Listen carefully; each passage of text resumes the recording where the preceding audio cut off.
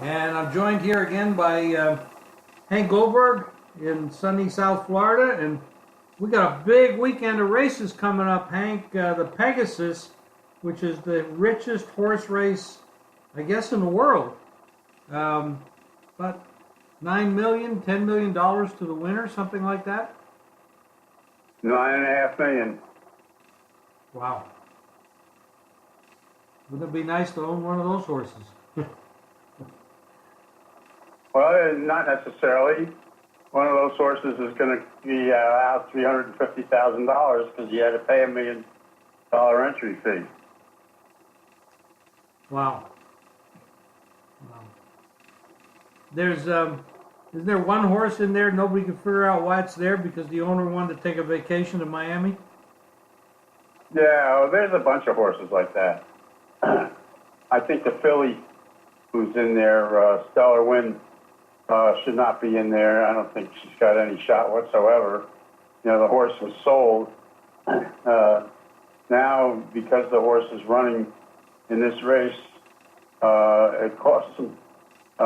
They wanted to match her up to a champion horse in foal, and now they have to wait to do that. It's going to cost them a lot of money because they can't get the horse in foal at a good breeding time. It's ridiculous that they had to pay the entry fee. I think the filly has no shot, and you know the new owners wanted to be in this race for some reason. Very dumb decision on their part. But you know, horse owners aren't always the brightest people. Yeah, and you have the horse that's shipping in from England. When the owner wanted a trip to Miami, has one race in the last 3 years. You know, that horse has no shot. There are horses in here, the Stronach people entered horses so they could fill the race. But there are 5 horses who have a legitimate chance to hit the board. The rest of the field, it's nuts. I think the race, you know, the favorite is in a very tough spot out of the 10 hole, and the whole race really hinges on how Giroux, the jockey, handles the first turn. You know, it's that horse is going to be compromised by that outside post, which doesn't normally do well at 1 1/8 on this racetrack. And all the speed is inside the horse.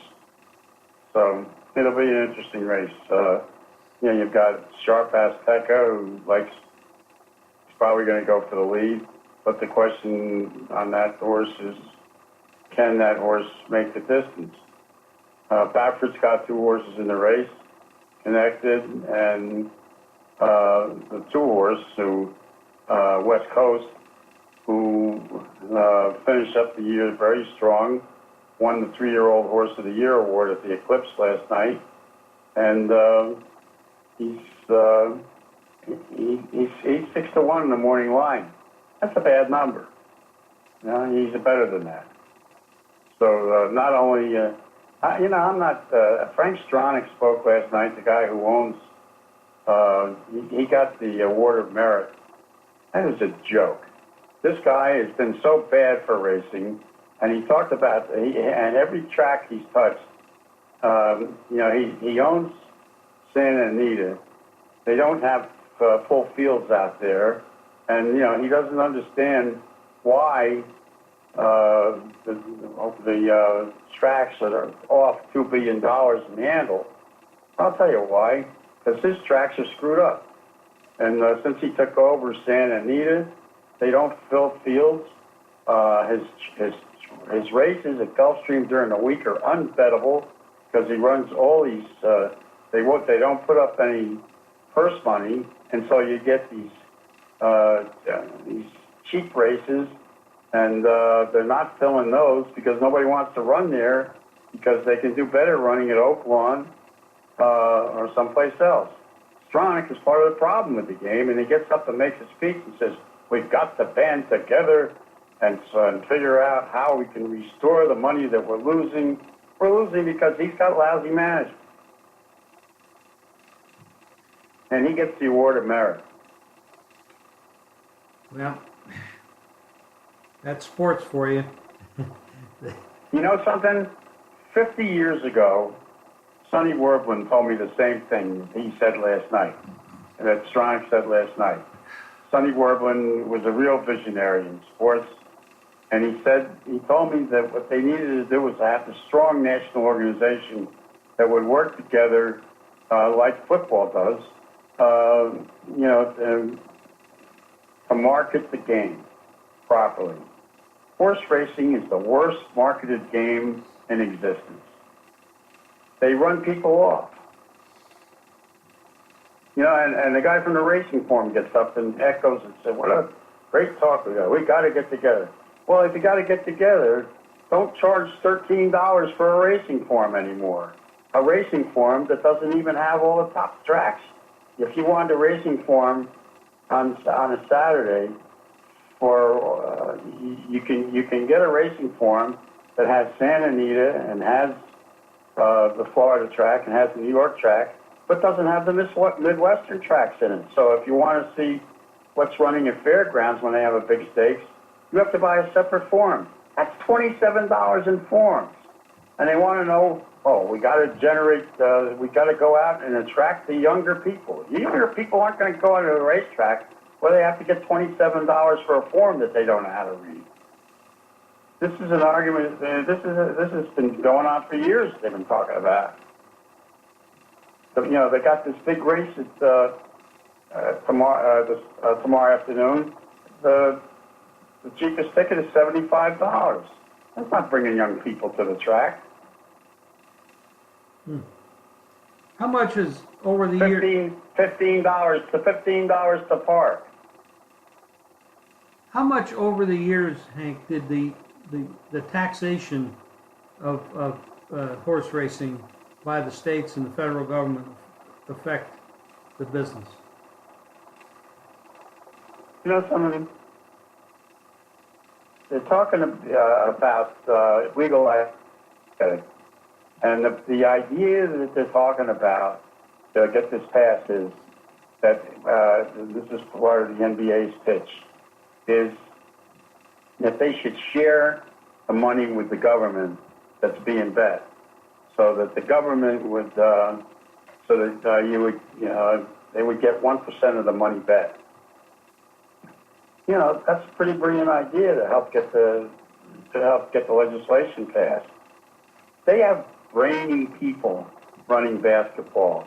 They have brainy people running football. They respond to what the public is interested in.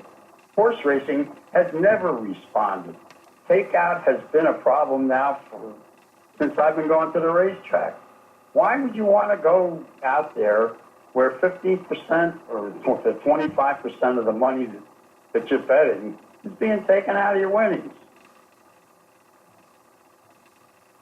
Well, that's been, I can remember back in the days. By the way, the horse lobby is ridiculous. New York is so poorly managed that they're not even in the mix for a Breeders' Cup. They don't even pitch it. And Churchill Downs is, they've got one, I think, Breeders' Cup coming up, but and the only reason they're in it at all is because Keeneland embarrassed them into getting the event. How can Churchill Downs not be in the mix for a Breeders' Cup, you know, which is the showcase event of the year, and but their management doesn't think that it's all that important. And by the way, there's no press box tomorrow at Gulfstream. They've sold the press box so that the people who are covering the sport, the few who are going to bother to come down and cover it, are going to have to sit in a room downstairs in the basement and watch the race on television. So you know what's happening? And I don't think the New York Times is sending anybody down here to cover the richest race in the world. They might as well sit in a room in New York, as well as sit in a room downstairs at Gulfstream.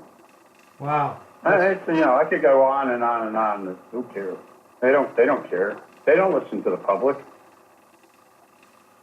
Well, They had they used to give you rebates at Gulfstream, Mr. Stronach's track, where if you bet, you had a card that you presented when you bet, and at the end of the month, you wound up, if you bet enough money, with a $400 or $500 bonus. Well, 2 months at the about towards the end of the year, when I went to get my bonus, which was running like amounting to $400 or $500, I got $75. I said, "What happened to the bonus money?" "Oh, we decided to lower it. We were giving away too much of a rebate." They never told you about it. oh, you really? Wow. Wow. And they wonder why their business is off? Give me a break, Mr. Stronach. You were the worst thing that ever happened to horse racing. Wow.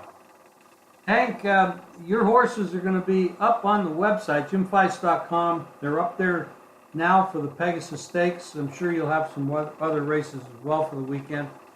And I want everybody to know to go to jimfeist.com to get those.